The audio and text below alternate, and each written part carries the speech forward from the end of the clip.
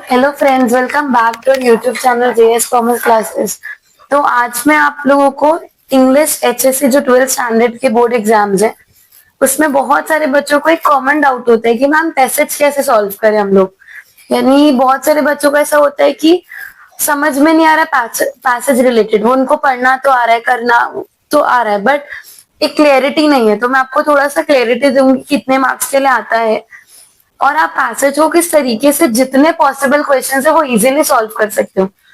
तो वीडियो की शुरुआत करते हैं। सबसे पहले आपके सामने जब पेपर आता है तो वो आपको समझिए कुछ पहला ऐसे लिखा होता है सेक्शन 1 प्रोज, यानी आपका चैप्टर जो होता है उसके बेसिस पे आपको पैसेज आता है क्वेश्चन 1A, जो कि आपको होता है 16 मार्क्स के लिए और ये पूरा पैसेज होता है।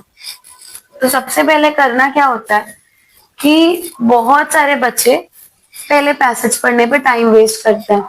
I spend 32 years in information technology out of which ऐसे पूरा पढ़ोगे। आई पर्सनली थिंक, और ये ऐसा मानना है भी, कि आप पहले पैसेज मत पढ़ा करो, ना पढ़ो, क्योंकि इससे क्या होता है कि आपको फिर से क्वेश्चन पढ़ना है, फिर आपको फिर से ढूंढना पड़ेगा। तो बेटर है आप पहले क्वेश्चंस को गो थ्रू करो। तो सबसे पहला हमारा स्टेप है कि आपको क्या करना है, रीड द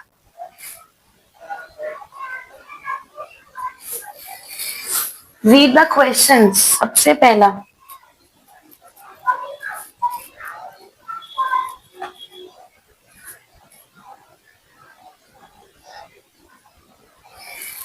जब तक आप क्वेश्चन नहीं पढ़ रहे हो, जैसे अभी यहाँ पे क्वेश्चन है, read the following statements and arrange them in proper sequence. अब आपने ये पढ़ा, आप ऊपर ऊपर से क्वेश्चंस पढ़ लो। आपने ये पढ़ लिया, A2 पढ़ो। Complete the web diagram on the key aspect of management, ये पढ़ लिया। Then next thing A3, provide the supporting details from the abstract that highlight the narrator success as a writer, ये पढ़ लिया। देन पीछे आ जाओ, आगे के क्वेश्चंस पढ़ो।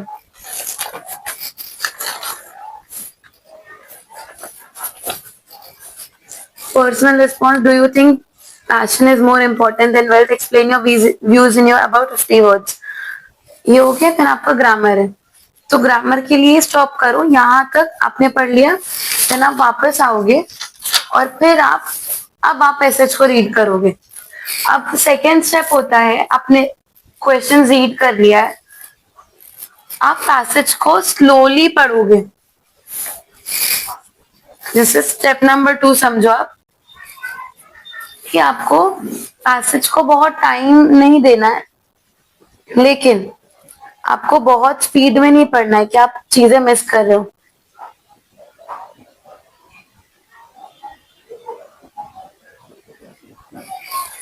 इसके बाद आप क्या करोगे, क्वेश्चंस को समझो। जैसे अभी बोला है, rewrite the following statement and arrange them in proper sequence. तो आपको कीवर्ड्स चेक करना है। देखो, कीवर्ड्स का मतलब होता है कि जो मेन है, अभी 2 मार्क्स आपको जो दे रहे हैं लोग, तो 2 मार्क्स आपको अरेंज करने के लिए दे रहे हैं प्रॉपर सीक्वेंस में।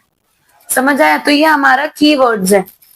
आपको करना ये है कि इसको ऊपर नीचे दिया हुआ है, आगे पीछे। आपको स्टेप नंबर पहला सीक्वेंस, दूसरा, तीसरा, चौथा, लाइन बाय लाइन जो लाइंस रिपीट होती है, तो आप सबसे पहले इसके कीवर्ड देखो। Multinational companies, invaluable lesson writing, major global multinational, narrator turn down high income, ये इनमें से पहला क्या है, दूसरा क्या है, उसको लाइन वाइज चेक करो। ठीक है? तो स्टेप नंबर 3 आपको क्या करना है, अंडरस्टैंड कीवर्ड्स प्रॉपरली। क्वेश्चन क्या दिया उसको समझो।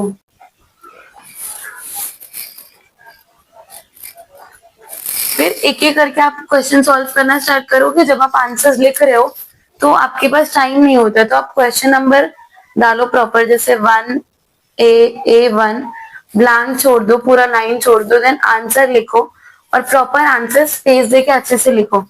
सेकेंड आपका A2, complete the following web diagram on the key aspect. आपको ऐसे ड्रॉ करना पड़ेगा यहाँ पे। तो सब पेपर लो, ड्रॉ करो, लिख दो चाहिए तो पहले, फिर आप बॉक्सेस बनाओ। की एस्पेक्ट ऑफ मैनेजमेंट, तो आपको ये वर्ड ढूंढना पड़ेगा, ये आपका कीवर्ड है।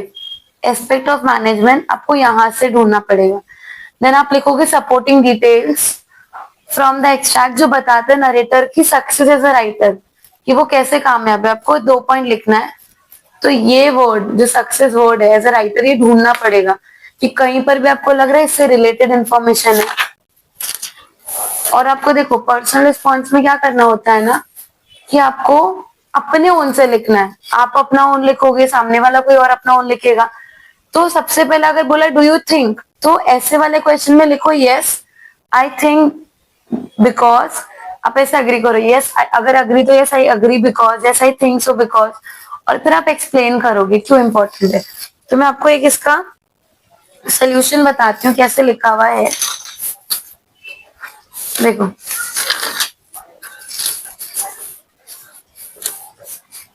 तो सबसे पहला आया था ही लेड major global multinational software company. उसके बाद आया इनवैल्यूएबल लाइफ लेसन। जब आप ढूंढोगे ना तो आपको यहाँ पे मिलेगा, देखो फॉर लार्ज ग्लोबल मल्टीनेशनल। इससे पहले आप देखोगे जो 4 ऑप्शन है उनमें से कोई भी एक चीज नहीं है। मतलब स्टार्टिंग में आपको यही लिखना है, ऐसे करके आपको समझना पड़ेगा। Then narrator turn down high income job offer writing.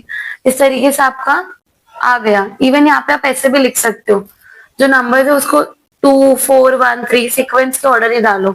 अगर ये सेकंड पे था तो आप 2 नंबर ही डालो, ताकि समझने आए कि ये सेकंड नंबर पे था बट ये फर्स्ट में आएगा। की एस्पेक्ट ऑफ मैनेजमेंट अगर आप ढूंढोगे तो वहां पे मेंशन होगा team work, being a good listener, art of delegation, target setting. तो ये ढूंढना है कि एस्पेक्ट ऑफ मैनेजमेंट क्या है। Success as a writer, writer के तौर पे कैसे सक्सेस हुए, 34 बुक्स लिखे, उसमें से बेस्ट सेलर गए, 10,000 कॉपीज बेचे, पॉजिटिव चेंजेस लेकर आए। एंड देन देखो अब पर्सनल रिस्पॉन्स आप पे बहुत बड़ा सा अगर आपको लग रहा है तो आप एटलीस्ट छोटा लिख सकते हो। यहाँ पे कैसा लिखा है, passion is certainly more important than wealth. Wealth can give us the luxuries of life, but it cannot give mental peace and satisfaction. This can only be gained by having full involvement in what we do, or in simple words, by loving our job. Since we choose a career, it is more important to choose one which we love rather than one which pays more. आपने explain कर दिए, ठीक है। इसके बाद grammar start होता है। तो अगर हम यहाँ पे देखें तो ये आपका 16 मार्क्स का है, जिसमें से 2 2 4 5 6 7 8 मार्क्स का आपको यहाँ पे ग्रामर बेस्ड है। देन बाकी जो है वो आपको पूछता है ग्रामर, ठीक है। तो ये जो ग्रामर भी है जरूरी नहीं कि पैसेज में से ही हो, स्टार्टिंग के 1 2 शायद क्वेश्चंस होंगे, बाकी तो ग्रामर के टॉपिक है। बाकी फिर language study non textual grammar आता है जो आपका 4 मार्क्स पे, तो इसको मिला के कुछ होगा 16। ये एक पैसेज हो गया। अब इसके बाद आपका आता है क्वेश्चन नंबर 2A का पैसेज, जहाँ पे दूसरा पैसेज आपको सेम ट्रिक अपनानी है। क्वेश्चंस पहले ध्यान से पढ़ना है और फिर इसके आंसर्स में एक बात हमेशा याद रखो, कीवर्ड से ढूंढोगे आप कुछ ना कुछ तो रिलेटेड मिलेगा। आपको शायद एग्जैक्ट नहीं मिलेगा बट उससे मिलेगा। बहुत बार होता है कि ना आप जॉब है तो यहाँ high rate of automation and job के आगे स्टेटमेंट जो है फुल स्टॉप तक वो लिख दो, फिर नेक्स्ट स्टेटमेंट है फुल स्टॉप तक, वो ऐसे समझना पड़ेगा। तो ये 18 मार्क्स है बिकॉज यहाँ पे 3 मार्क्स का जो है समरी होता है, देन 3 मार्क्स का आपको होता है माइंड मैपिंग। तो समरी में क्या करना होता है, जो ऊपर पॉइंट्स ये पैराग्राफ दिया है ना, अब आपको इसको पूरे को आपको शॉर्ट में बताना है अपने वर्ड्स में। जहां पे आप क्या करने वाले हो, इतना बड़ा समरी नहीं लिखोगे। पहले तो आप इसका टाइटल लिखोगे, देन उसके बाद आप क्या करोगे, इसका एक टाइटल लिखने के बाद बीच में टाइटल लिखने के बाद जो भी ये था उसको आप कम वर्ड्स में फ्यू सेंटेंसेस में आप लिखना स्टार्ट करोगे, जहाँ पे पूरी बातें नहीं होंगी। स्टार्टिंग की लाइन लिख दो इंट्रोडक्शन की, देन मिडल का कुछ इंपॉर्टेंट आपको पता है स्टोरी है एग्जाम्पल है वो लिख दो, एंड का लिख दो। जो इंपॉर्टेंट आपको लग रहा है ना, मोस्ट इंपॉर्टेंट इन्फॉर्मेशन है वो निकालो, थोड़ा बहुत वर्ड्स खुद से ऐड करो और कंप्लीट कर दो। देखो माइंड मैपिंग जो है, अब माइंड मैपिंग अगर मैं आपको बताऊं तो ये क्वेश्चन आता है जहां पे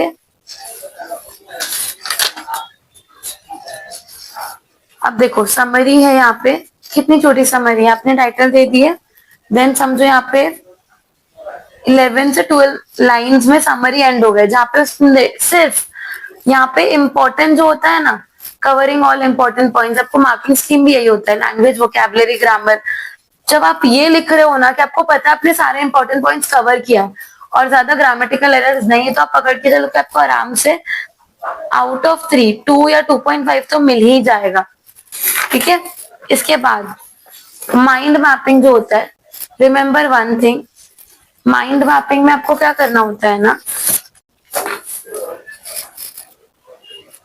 आपको जो आपका वेब चार्ट होता है ना, आपको उसके जैसा लिखना होता है। तो जो भी टॉपिक बोला है, समझो बीच में हेडिंग बताना है, टाइटल, आप इसके बीच में टाइटल लिखोगे।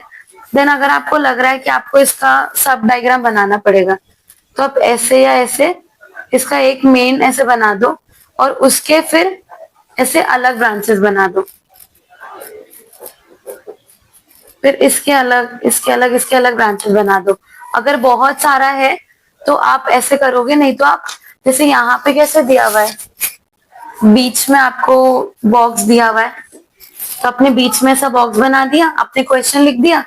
अब आप इसमें develop English in language skills आप कैसे करोगे, तो यहाँ पे 4 आपको तरीका हो सकता है, लिसनिंग, स्पीकिंग, राइटिंग, रीडिंग। तो इसको पता है 4 है, तो इसने क्या किया, एरो निकाल के यहाँ पे 2 बना दिया। ठीक है, एक यहाँ, फिर नीचे यहाँ पे 2। अब इसके अंदर भी आपको लिखना पड़ेगा। अगर आप ऐसे कर रहे हो कि मान लो आपने यहाँ पे सिर्फ बीच में तो बना दिया और फिर आपने यहाँ पे इसको ऐसे ऐसे और ऐसे खत्म कर दिया, ये नहीं चलेगा। आपको क्या करना पड़ेगा, आपको इसको कुछ तो ऐसे एरो करके आपको पॉइंटर्स लिखना पड़ेगा, एक बॉक्स बना के, मेन हेडिंग, फिर इसके सब ब्रांचेस आपको बनाने पड़ेंगे। जैसे आपको क्वेश्चंस दिए होंगे वैसे आपको करना पड़ेगा वो टाइम पे। ठीक है, तो ये 4 हो गया। लिसनिंग में आपको लिसन करना पड़ेगा, स्पीकिंग में आपको बोलना पड़ेगा, पार्टिसिपेट करोगे, रीड अलाउड, राइटिंग एसेज है, रीड इंग्लिश न्यूज, इससे 4 जो पॉइंट्स है वो कवर हो गए। आपको यहाँ पे देखो मार्किंग स्कीम भी ना लॉजिकल फ्लो ऑफ आइडियाज से मिलता है, थॉट्स और कॉन्सेप्ट पे, कि आपने जो टॉपिक बोला था आपने उसको कवर किया है कि नहीं, प्रेजेंटेशन प्रॉपर है कि नहीं।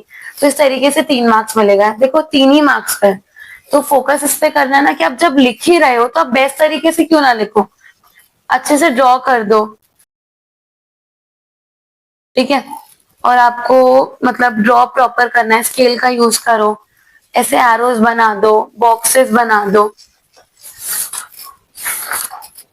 तो यहाँ पे मैंने आपको बहुत फ्यू ऐसे उसमें पॉइंटर्स में बताई हूँ कि कैसे आपको प्रोज करना है, पैसेज करना है उससे। और जो इम्पोर्टेंट पॉइंट और बात ये है स्टूडेंट्स, कि जब तक आप पैसेज की प्रैक्टिस नहीं कर रहे हो, आपने अभी तक पढ़ा ही नहीं है, आप डायरेक्ट एग्जाम में करोगे तो नहीं चलेगा। आपको 1-2 बार तो प्रैक्टिस करनी पड़ेगी। तो जो सोल्यूशन है उसको ही प्रैक्टिस कर लो, या जो दिए हुए उसको एक बार सॉल्व कर लो। तो ये 12 मार्क्स। देन आपको नेक्स्ट पैसेज का